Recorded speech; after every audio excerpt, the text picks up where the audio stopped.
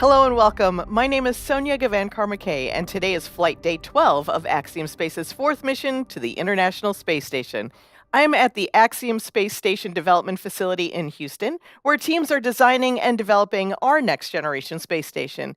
And we're live with two of our AX4 crew members who are aboard the International Space Station some 250 miles above Earth. Commander Whitson, you look fantastic today. Where are you on the station? We're in the Columbus module, which is one module away from when we talked last time. And we're just getting ready to chat with you. Swab, are you Yes, in? yes, Peggy. Yes, just give me a moment. Okay. Oh. All right. How's the look? I was wondering whose legs those were, and now I see. Yes. Okay. Hello, Hello, Swav. How are hi. you? Great to see you. Good to see you as well. How are you doing up there? Oh, great. It's really amazing. It's a truly amazing place, like the best research laboratory we could imagine and in orbit. And so you're maximizing your time on station then? Oh yeah, I try to do my maximum. We are on time with all the mission objectives, so I'm very happy about that. It's not like he's competitive. Exactly. That competitive spirit really helps in this situation. I thought we would do something a little bit different because people are so interested in what it's like to live and work in space. I thought maybe we could share a meal together while we have our conversation. Oh, sure. Let's just get set up. I think we got prepared. Well, while you get So set I up, think I'm we'll gonna set up. I'm gonna get my stuff too. And I heard we were going to eat the same thing. We are. I've been given the same packet of food that you have. I have it here. I wasn't able to prepare it in exactly the same way in space, but I also have a pierogi. So, how do Sławos? How do you say enjoy your meal and tell us what we're eating? Oh, excellent. And enjoy your meal. In Polish, it's smacznego. Okay. I will not, make you repeat that. But let me tell you about pierogi. Pierogi is a very, very, very Polish dish. So we eat them for Christmas. We eat them. It is also a comfort food. It is very, very homey. And wherever I lived, and I lived in so many different countries, in France, in Germany, in Switzerland, in England, in Norway, I always made pierogi myself and made other people taste them just to share a bit of culture, a bit of Poland, and a bit of who we are. Why did you choose this? Is there a specific flavor choice that you made here? So what we could do, these are vegetarian pierogies, and these are exactly how we eat them for Christmas. So cabbage and mushroom is the stuffing inside, with the dough outside, and boiled and cooked in the pots. Here, of course, we just reheated them with a little extra water. They're very good. I really enjoy it. Now, Commander, we spoke just a couple of days ago, and you were talking about how full the schedule is. Well, what's amazing is how much the guys have really gotten their space legs. They're really getting very efficient and working much more efficiently, and they're way less stressed. So that's helpful. And they're getting a lot done. For instance, one of Schuch's experiments is growing microalgae, and they could be used in potentially future space missions as a food supplement. It's got lots of nutrients and things in it. And speaking of food, Tibor's also growing radishes, and he's doing a great job with the radishes and the miniature wheat. So. That sounds great. Now, Sławosz, before you left on launch, we talked about what you were looking forward to accomplishing up in space. Tell us about some of the experiments that you've been doing. So experiments, Polish part of the of Axiom-4 is very heavy in research and technology. We are very loaded with different types of science, from human physiology, psychology, to biotechnology, to physics and engineering. That is where I feel the most comfortable with. But just to mention a couple of experiments, we are working as well in collaboration with India and the European Space Agency on cyanobacteria. These created a big chunk of our atmosphere, our oxygen that we breathe today. I have as well an experiment on microalgae or on volcanic algae that created the second two-thirds of the atmosphere that we breathe. So this is the history of our planet, but also the future for us.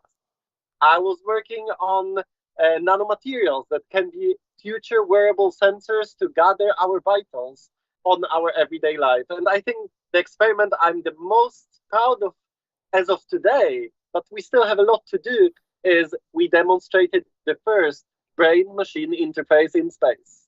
So we gathered data from a human brain, and then the machine interpreted this information directly from the brain and could execute certain actions, which is just fantastic.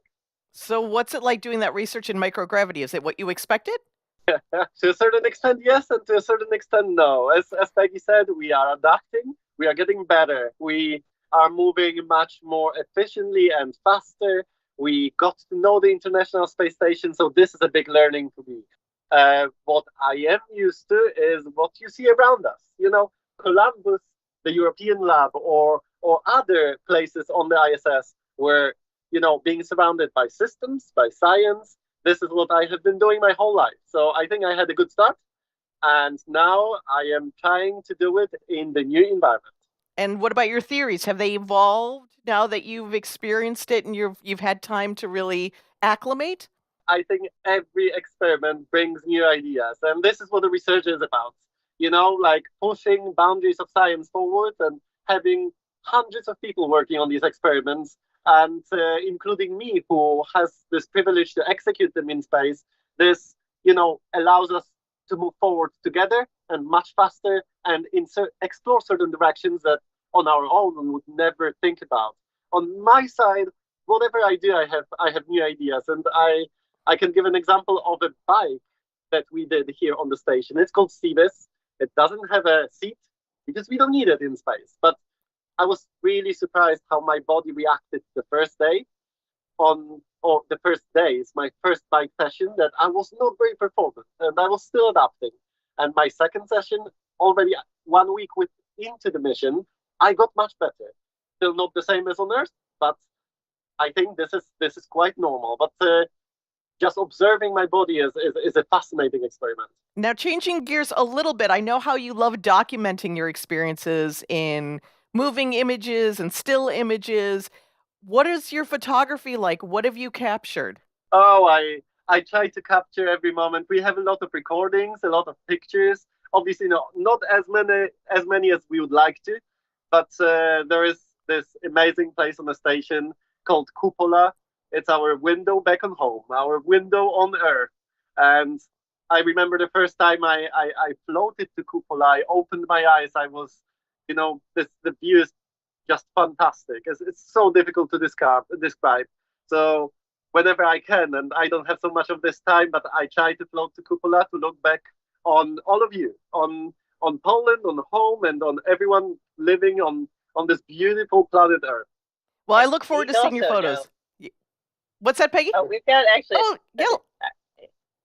He's got a picture here I wanted to show you, but I want you to know he's got a reputation for being the selfie man. He's always got to have selfies and everything. But that's because he's got a built-in selfie stick. He's got very long arms. Oh, that's great. Yeah, that's a great shot. Oh, that's fantastic. I mean, it is a selfie, but you get the full effect of taking the pictures of us down here on Earth, but in the equipment that you're using. So who took the picture of you? So that was Tak, who's the commander of the ISS at this moment. And I asked him to grab a couple of pictures because I very much cherish these moments in Cupola.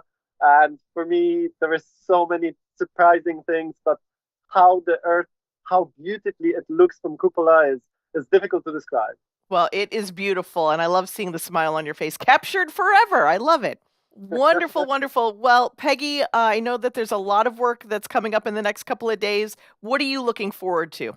Well, we're continuing, and actually even this afternoon, I'm continuing on the cancer in low Earth orbit study, where we're growing cancer cells and treating them with 2 different types of drugs, and to see if they will be more effective at affecting and stopping the replication of the cancer cells. And we'd had previously on Axiom 2 and 3 some very interesting results. And so this time it's actual breast tissue from a subject on the ground that we're testing the drugs against. And so I'm very excited about those research results.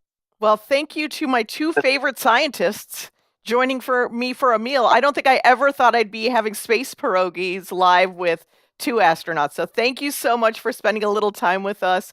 And always great to see you. I look forward to our next chat, Peggy. Absolutely. Thank you, Sonia. It was great having you here on board. Thank you so much. I look forward to having pierogies with you again soon. Well, I know that there are many people in Poland, India, and Hungary who are incredibly proud of what you're doing.